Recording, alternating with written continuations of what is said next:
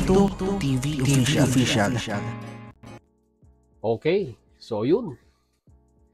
Inyo sa mga kabagis, this is Juelito TV Official at eto na naman pumuli ang isang edisyon ng ating reaction video mga kalingap at kabagis. No? Pero bago po lahat, syempre po, mega love shoutout muna kay Kuya Val Santos Matubang, kay Ate Edna Vlogs, kay Kalingap Rab, Kalingap Netizens, Kalingap Subscribers, Kalingap Supporters, Kalingap Partners, Kalingap Reactors, Team Bios, Team Karepa, Team Watchers, Team Strikers, mega love shoutout po sa inyong lahat. So ito na nga mga kalingap at kabagis, no, for today's reaction video. Walang po natin ang reaksyon at muli po pagbibigay ng ating personal opinion dito po, no, sa nakaraang live streaming ni Kalingap Hana, no, mga kalingap at kabagis, na kung saan ay nanawagan po siya, no, para po sa katahimikan at sabihin na nating ikaayos po, no, ng komunidad, lalong-lalo na po sa Team Brooks and at the same time po in overall para po sa Team Kalingap. So napaka-sincero po, no, or napaka-sincere ng kanyang panawagan ng pagkakaisa at tapusin na po ang issue regarding nga po sa kung ano man, kung anumang issue ang bumabalot sa Team Brooks at sa ano pang latest na kinakaharap na issue po, no? Dito po lalong-lalo na kay Kuya Brooks. So alam naman natin yung naging istorya kay Kuya Brooks nitong mga nakaraang araw at ang panawagan nga po ni Kuya Val dyan ay kung ayaw pong maribatal ng mga reactors itong si Kuya Brooks ay manahimik na lang daw po. So, parang, diba, para po sa ikaayos ng komunidad at ng grupo nila Kuya Brooks, ay ito po, no, parang reconciliation na po nangyari dito. Kahit nga po si Sir Red Noveno ay humingi na rin po ng paumanhin, si Kalingap Hana ay humingi na rin po ng paumanhin. At dito po, mapapakinggan po natin, mga kalingap at kabagis, no, yung pong statement ni Kuya Brooks, no, panawagan sa aming mga reactors at para sa sabihin na nating unity, pagkakaisa, para matuldukan once and for all yung mga issue na involve ito pong si Kuya Brooks at ang mga kasamahan niya na rin po, no, mga kalingap at kabagis.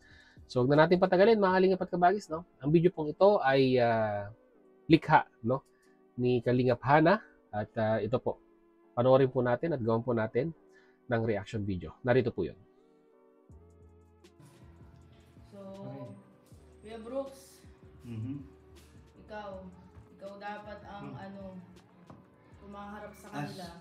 Doon sa mga nasasabi ko. Nasaktan, syempre madaming nasaktan sa mga nasabi. Alam ko naman yun. Bakit di ba ako nasaktan sa mga pinagsasabi nila?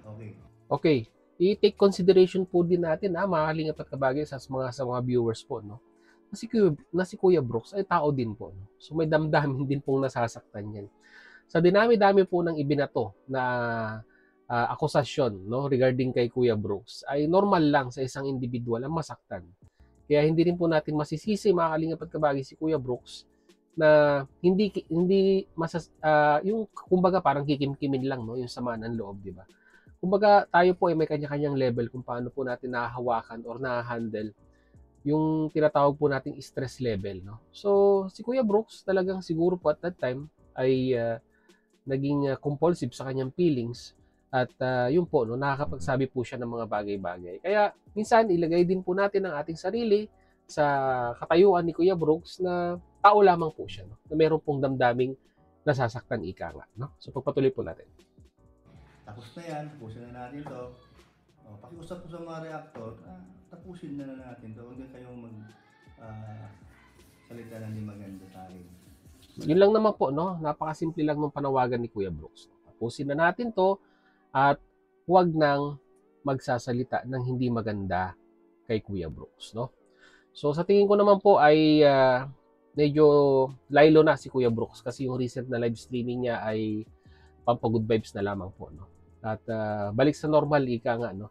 Yung kanyang mga regular upload at kanyang mga regular na live streaming na kung saan ay hindi na po siya nagdi-discuss ng mga issue or mga usapin, which is magandang sign po yan, no, para po sa tuloy-tuloy na katahimikan, no, dito po sa Team Brooks, lalong-lalo na po kay Kuya Brooks, no, mga kalingap at kabagis. Team Brooks, yun naman ang gusto ko mangyari. Maliit na bagay, pinapalaki nyo, hindi dapat ako lalabas. Natural lang na sasabihin ko yung naramdaman ko. Okay, tapos na yun. Basta, ang sabi ko sa live ko kanina, tama na. Ayun, meron namang lalabas ngayon. mga reactor na yan, hindi ko lang pinapanood kasi baka iinit ang ulo ko.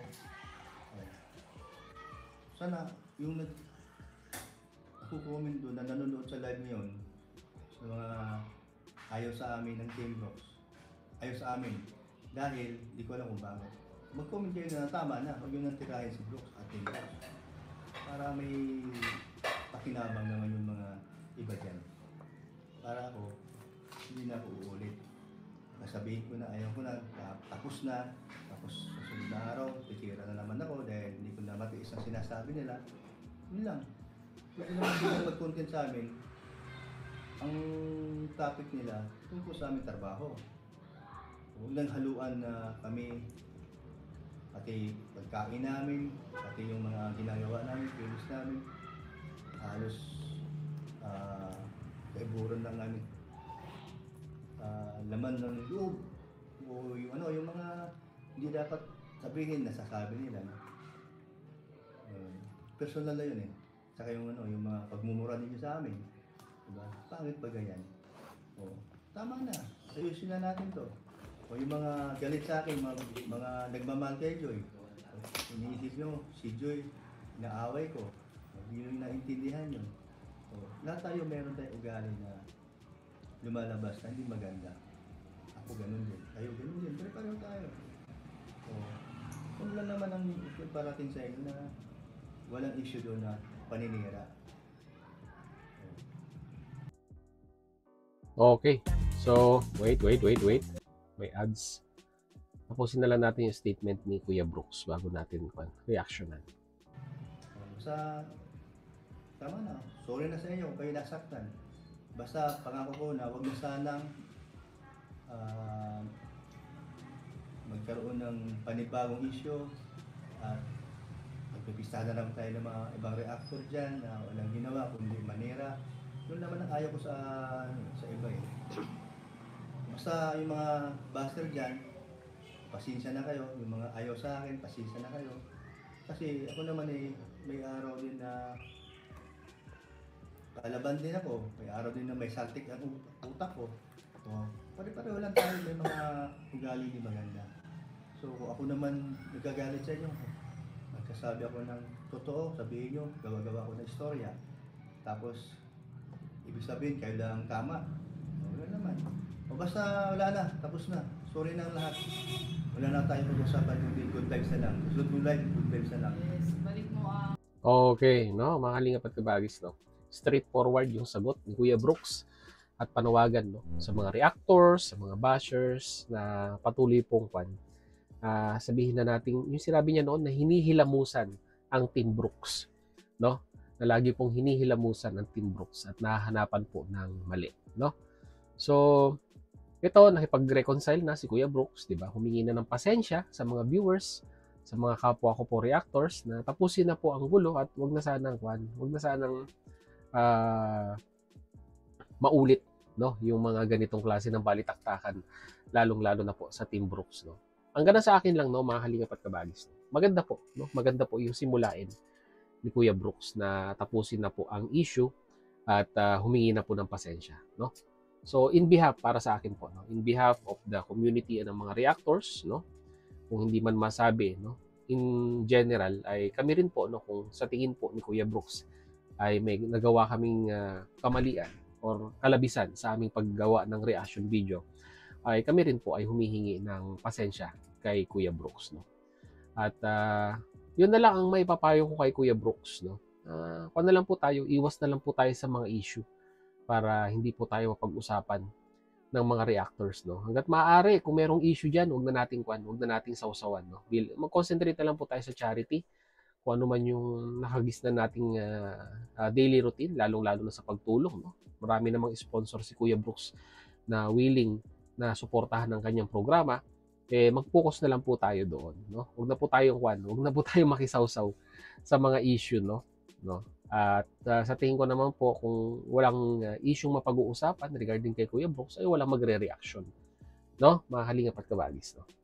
So, yun lang po ating reaction video for today. Mag-comment po kayo sa ating comment section kung ano naman po inyong masasabi, opinion, reaction dito po, no, sa naging pagsagot at paghingi ng pasensya ni Kuya Brooks, no? Sana tuloy-tuloy na ito at magpatuloy ang kapayapaan at katahimikan sa community po ng Team Brooks at sa community po ng Team Kalingap. So yun, muli maraming salamat dahil sa dulo po nating reaction video ngayong araw na ito ay nasamahan niyo po muli si Jubilito TV Official.